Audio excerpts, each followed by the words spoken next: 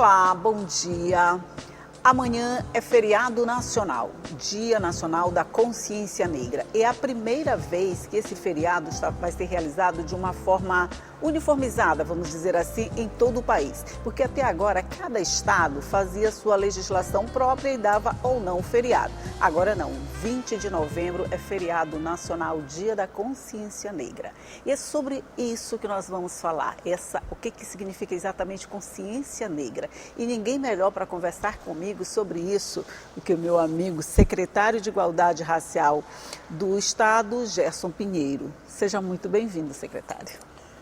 Muito obrigado. Em primeiro lugar, agradecer esse momento a você, Elda, e a todos aqueles que nos acompanham nesse bate-papo que a gente vai ter aqui sobre a consciência negra, sobre a população negra brasileira, sobre os nossos quilombolas e sobre toda a questão da cultura, da história, da população negra na África também e aqui no Brasil. Isso. A gente levou tanto tempo, a gente fala Dia Nacional da Consciência Negra, mas levou tanto tempo para que o país, de uma forma geral, resolvesse fazer um feriado nacional. Isso, de alguma forma, já reflete uma dissonância de interpretação da valorização dessa consciência, secretário? Sim, desde a abolição da escravidão no Brasil, até de antes, uma estrutura estadual, ela já se moldou para que a população negra que sairia ainda do cativeiro não alcançasse a visibilidade necessária para a disputa do espaço, então, é melhor que não tenhamos muitas datas comemorativas, é melhor que eles não cheguem em postos importantes do Estado, é melhor que eles não sejam visibilizados. Portanto, não só essa lei, mas outras leis nacionais foram feitas ou deixaram de ser feitas. A gente pode falar aqui da Lei de Terras lá de 1850, antes da abolição da escravidão. Antes. Mas aí você já tinha a Lei do Ventre Livre, você já se preparava para outras leis, já dava para sentir no clima nacional e internacional que teria que haver uma abolição da escravidão, que teria que mudar aquele modo de produção escravocrata e teria que se ir para um novo modo de produção, que era incorporar o capitalismo, que já era internacional, que a Europa já praticava na Europa, mas praticava aqui um modo escravista. Então, eles já sabiam que o negro liberto ia cobrar indenização, ia cobrar terras. Portanto, façamos logo uma lei que diz assim, no Brasil só é possível adquirir terras a partir da compra, da forma pecuniária. Então quem está saindo dificultar a coisa. Pois é, viu? Então quem está saindo das senzalas, como é que ele vai adquirir recursos financeiros para comprar as terras? Não agiram da mesma forma com os europeus que vieram para cá para o início da industrialização. Eles chegavam, eles ganhavam um lote, eles recebiam dinheiro para passar os primeiros meses com a família. Então todo o incentivo tinha. Fora o incentivo já para o empreendedor que os trazia. É muita então isso aí já vai diferenciando. Começo, Portanto, para que ter um feriado para esse povo? Para visibilizar. Que ter um feriado? Aí já tinha data comemorativa, que por força da pressão da sociedade, ela acontecia. E também não foi de graça essa data comemorativa, mesmo sem feriado, não foi assim tão fácil, Não foi. Muitas tentativas foram feitas. Aqui no Maranhão, mesmo nós conseguimos, como governador, aprovar, através da Assembleia Legislativa do Maranhão, uma lei que dava o feriado no Maranhão, porque já tinha na Bahia, já tinha em outros estados. Mas essa lei terminou sendo suprimida na Justiça. Porque o Estado, Unidade da Federação, ele não tem direito, segundo a Justiça determinou, de criar um feriado. Teria que ser o Congresso Nacional. Aí a gente voltou a pressão para cima do Congresso Nacional, com apoio de todos os estados que têm movimento negro, e foi assim que se conseguiu aprovar a lei que nós este ano teremos a primeira... Vamos estrear, né? Vamos estrear essa lei. E vamos estrear em alto estilo, não só o dia 20, mas nós já tivemos, antes do dia 20, algumas ações, e vamos ter, depois do dia 20, ações também, né, do fortalecimento, da pertença da população negra. Uma semana, mais ou menos, assim, só para descontar o tempo que não se comemorou. Vai ser uma semana, né? Vai ser uma semana de comemorações para valorização e conscientização dessa data. Porque a gente está falando da data, do dia, ótimo, mas a gente está falando acima disso, a gente está falando de um processo de conscientização, o dia de consciência negra. Não é o dia do negro, não é o dia do escravo, não é o dia de nada, é o dia da consciência negra. Quando a gente fala da consciência negra, secretário, a gente está falando assim, exatamente de quê?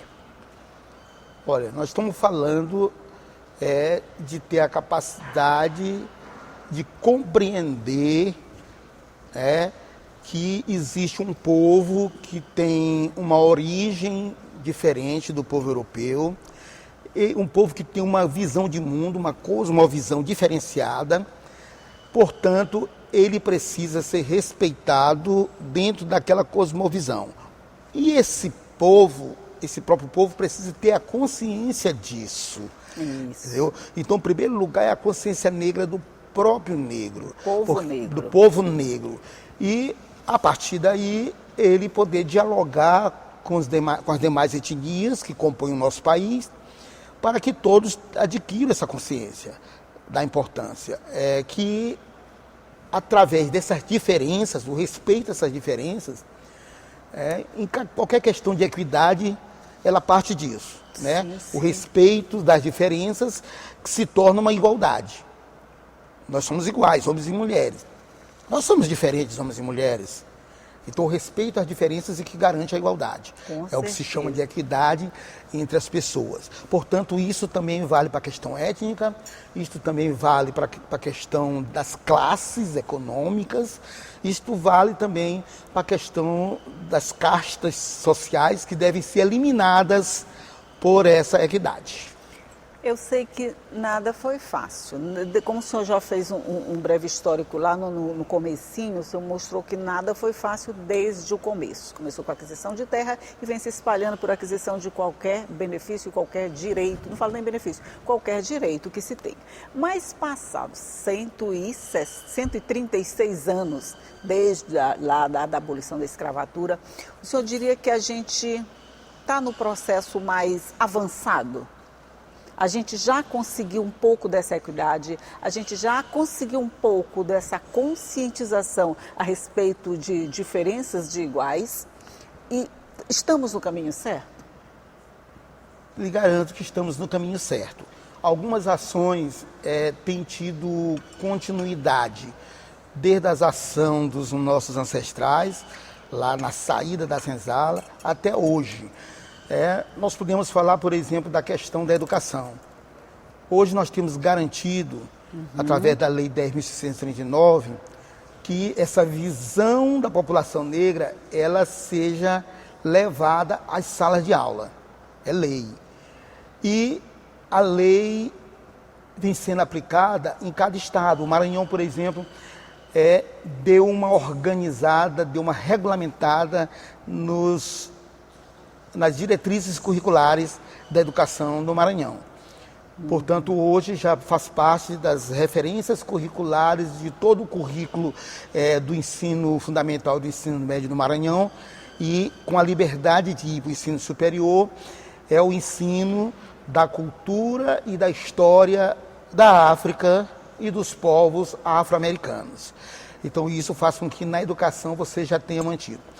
Nós temos uma lei de cotas para entrada nas universidades, na educação de todo o país. Sim. No Maranhão nós já fomos além disso. Nós temos hoje uma lei de cotas para os concursos do serviço público do Maranhão. E me alegrou muito, Elda. Outro dia eu cheguei a uma palestra na cidade de Cantanhede, Matões do Norte. Lá estava o Matões do Norte, Cantanhede e Pirapemas, na cidade de Matões do Norte.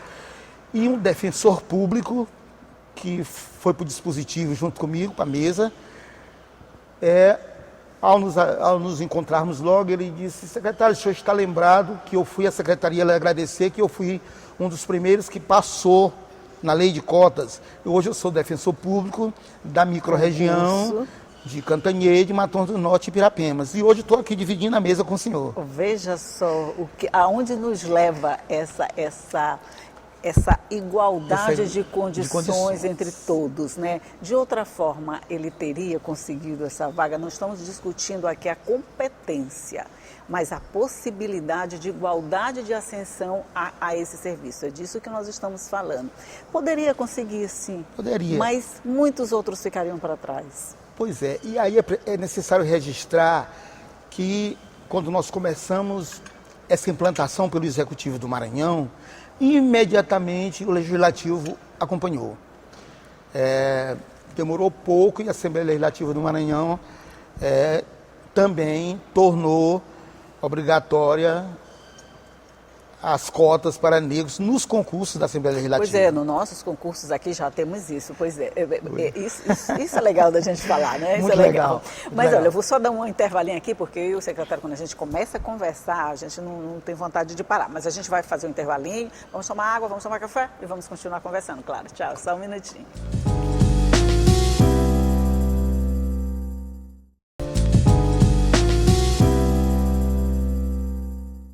Já estamos de volta falando aqui sobre o Dia da Consciência Negra, falando de igualdade racial, e para isso eu estou conversando com o secretário de Igualdade Racial do governo, doutor Gerson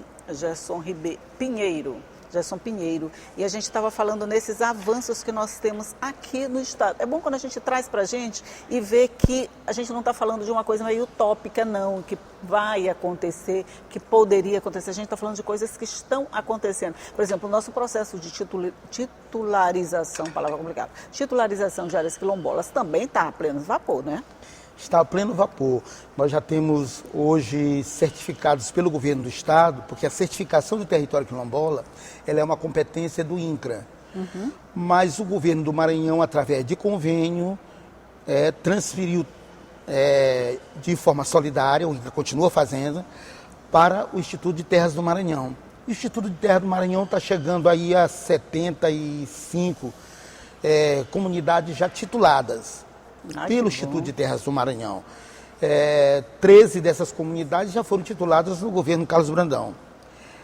E o governador Carlos Brandão, no dia 25, que será o ato do dia 20, vai ser no dia 25, encerrando um processo, ele vai titular, eu não sei exatamente o número, é segredo dele, mas está aí entre 12 e 14 comunidades que receberão o título do terra de uma vez só, tá?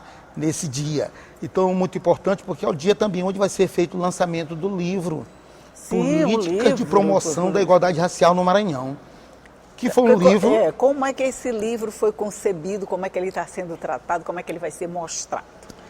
Pronto, nós falávamos ainda agora na questão da educação, né, do respeito à Lei 10.135, e era necessário que se tivesse formulações feitas por maranhenses sobre a política do Maranhão, para poder ir à sala de aula. Então, numa parceria entre a Secretaria de Igualdade Racial e a FAPEMA, foi lançado um edital. Um edital onde as pessoas concorreram e escreveram artigos sobre a política de promoção da igualdade racial no Maranhão. Então, vários artigos foram apresentados e, no final, foram selecionados 8 artigos. 8. E esses 8 artigos, com esses 8 artigos, nós fizemos um livro. E esse livro vai ser também lançado no dia 25. Daqui até o dia 25 a gente tem muita coisa para acontecer. É uma semana, na verdade, de conscientização, né? Não é só um dia da consciência negra, né? A gente começou lá no início da semana e vamos até o final da semana com toda essa movimentação. Eu diria que até o final do mês, porque o governador Carlos Brandão vai realizar um grande ato na cidade de Alcântara, que é a cidade com maior quantidade de quilombos do país. São aproximadamente 200 comunidades quilombolas só em Alcântara. 200? 200. Acho que eu não visitei a aproximadamente 200 comunidades quilombolas em Alcântara. Que o Maranhão tem 903 comunidades certificadas pelo governo federal. O Maranhão tem 251 comunidades certificadas pelo governo estadual. E aí, se você somar, vai dar 1.154 comunidades. Me parece, se eu não errei aqui, 1.154 comunidades. E nós ainda temos um déficit, porque o IBGE, quando fez o censo, na pesquisa, 2.025 comunidades do Maranhão se autodeclararam quilombola. Então... Ainda tem uma defasagem. Tem defasagem. Tem defasagem. Elas carecem de ser certificadas ainda. Carecem de ser certificadas. Seria redundante até a gente falar em consciência negra aqui, não é? A gente já é uma redundância completa. Nós temos um estado quase completamente formados por negros, não é não? Ou descendentes de negros, quase, não é? Quase completamente. Nós temos no Maranhão a cidade mais negra do mundo, fora da África. Serrano? Proporcionalmente, que é Serrano do Maranhão. Serrano, conheci. E a cidade mais quilombola, que é Alcântara. Mas por quê? Se uma é a cidade mais negra, outra é a cidade com mais quilombola. Eu imaginava que Serrano seria a cidade também com mais quilombolas, com mais comunidades quilombolas, já que ela é considerada a cidade mais negra do Maranhão. Mas não é. Esse título é de Alcântara. Qual a diferença entre uma coisa e outra? É porque os processos não avançam, né, no mesmo diapasão. Alcântara é uma cidade antiga, uma cidade onde teve uma economia, né, pujante durante um determinado período e se organizou mais cedo. A organização da população negra de Alcântara é muito mais avançada. Durante esse processo de conflito com a base, com a instalação da base aérea e tal, então essas comunidades, elas avançaram muito na organização. Portanto, eu acredito que os outros municípios com população negra na mesma proporção vão continuar avançando. Daí essa defasagem. Foi uma necessidade de Alcântara avançar nesse processo por conta da base, né? Uma outra questão é o território. O território de Alcântara é maior do que o território de Serrano. A população de Alcântara é maior que a população de Serrano. Então aí, por isso que às vezes você ouve dizer assim, São Paulo é a cidade com mais negros do país. Sim. São Paulo é também a cidade com mais alemães, com mais italianos, com mais franceses.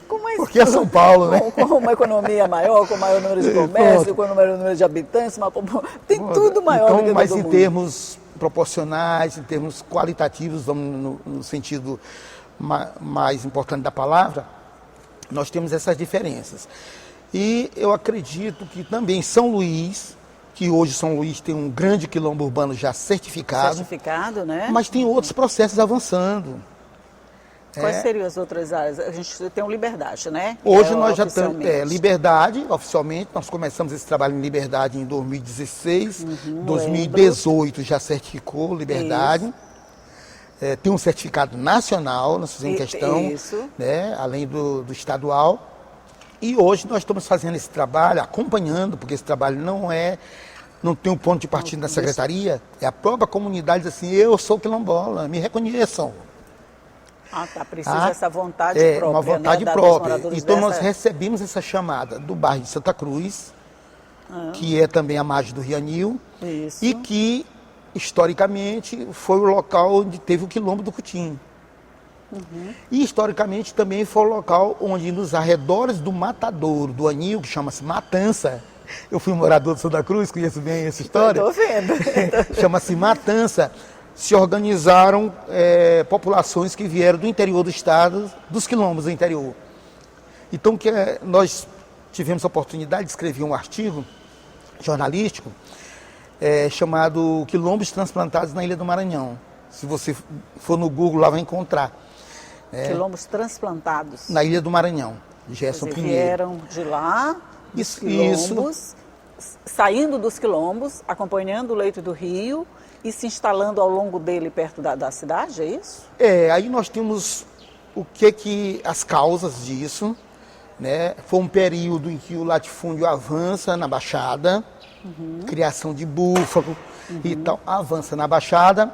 É um período em que chegava em São Luís empreendimentos, então a pessoa dizia assim, olha, estou me expulsando daqui, o dono da terra não deixa mais eu pescar, não deixa mais eu quebrar um coco, então eu vou para São Luís, que lá eu vou encontrar emprego, lá tem empresa chegando e tal.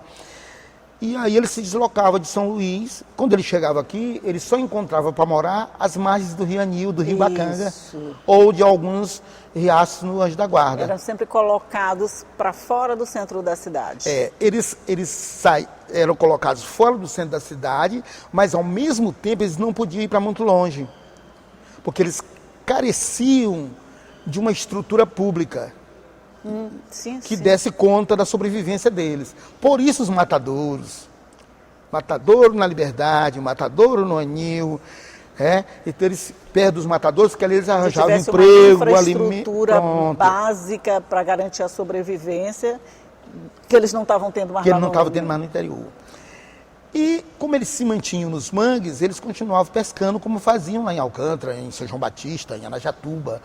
Tá? Então aí nós temos os 6 quilombos. Daí a gente buscou essa denominação de quilombos transplantados. Ou seja, se você, e eu fiz esse trabalho, se você consultar famílias lá da Liberdade e perguntar de onde vieram seus avós, eles vão dizer assim, vieram de Alcântara, vieram de Perimirim, vieram de São João Batista. Se você consultar no bairro de Santa Cruz, uma grande maioria vai dizer assim, nós viemos de Anajatuba. Mas alguns vieram também de Itapecuru, de Pirapemas. Normalmente, por exemplo, o senhor falou aí vários municípios. Normalmente, numa área dessa, por exemplo, Liberdade, vamos pegar Santa Cruz, eles vieram sempre do mesmo lugar, dos municípios pertinhos. Por exemplo, quem veio de Alcântara está mais em Liberdade do que em Santa Cruz, por exemplo, é mais ou menos assim? Vinham de um lugar para outro para ficarem juntos de novo? É assim, é quase sempre assim. Essa é uma outra característica que diz assim, foi o quilombo que veio de lá para cá. Pois é, o quilombo veio de lá para cá. Porque meu tio veio, aí eu tô lá. Aí meu pai diz assim, olha, vai para casa do teu tio para tu estudar. aí eu vim para estudar, comecei a trabalhar. Aí eu digo, vou buscar meu pai e minha mãe. Sim. Então, a família vai se reaglutinando, isso que eu queria entender. Aqui, nas margens dos rios, Anil e Bacanga. Porque era casa pé palito, palafitas, né? Então, você tirava a madeira no próprio mangue, fazia a casa, você continuava pescando. E você tinha um matadouro e você tinha as casas de família, no centro da cidade, no João Paulo, mais ou menos perto. No Anil. Cada povoação dessa, ela está perto ou do centro da cidade ou de um bairro histórico, bairro antigo, que dava aquela infraestrutura, sustentação. Um formato de conurbação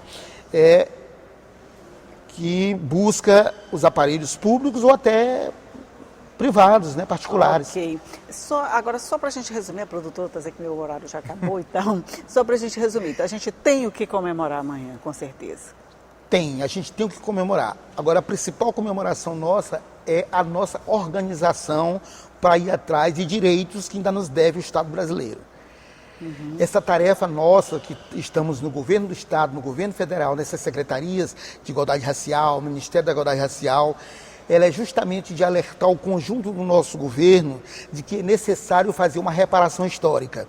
Que ela começou, ela avançou bastante, a gente já tem muito o que festejar, mas falta muito.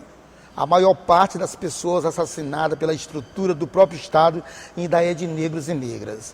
A maior parte das pessoas sem carteira assinada, ganhando menos do salário mínimo, é de negros e negras. E aí eu falo isso e ainda tem uma questão importantíssima, que a maioria é de mulheres negras, mães solo. Então tudo isso carece ainda de ser visto e de ser tratado pelo Estado brasileiro, pelo Estado do Maranhão e pelos municípios também. Nós vamos sonhar com o dia em que chegaremos a essa igualdade de condição entre todos os seres humanos e que eles não precisem mais ser diferenciados pela cor da pele.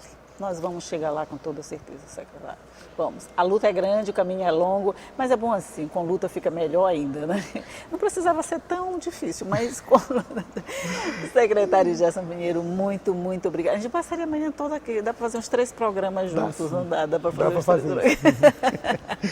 Dá para fazer, mas muito obrigado por essa aula, sempre que o senhor dá, quando o senhor vem aqui. Eu fico muito grata. Bom dia. Agradecemos muito esse espaço aqui, A você, a Assembleia Legislativa do Maranhão, ao povo do Maranhão que nos acompanha sempre. Depois desses encontros aqui, a gente sempre tem um feedback, tem uma resposta muito boa. Portanto, muito obrigado. A gente festeja as conquistas, mas a luta continua. Festeja as conquistas e reclama e reivindica as que ainda não chegaram. Mais ou menos assim. É por aí. Tá, muito obrigada. Bom dia mais uma vez e bom dia para você que está aí do outro lado, que já sabe que todo dia eu estou aqui te esperando às 9 horas da manhã, sempre com muita informação para deixar o seu dia bem legal, bem energizado e bem informado, claro. Tchau e até a próxima.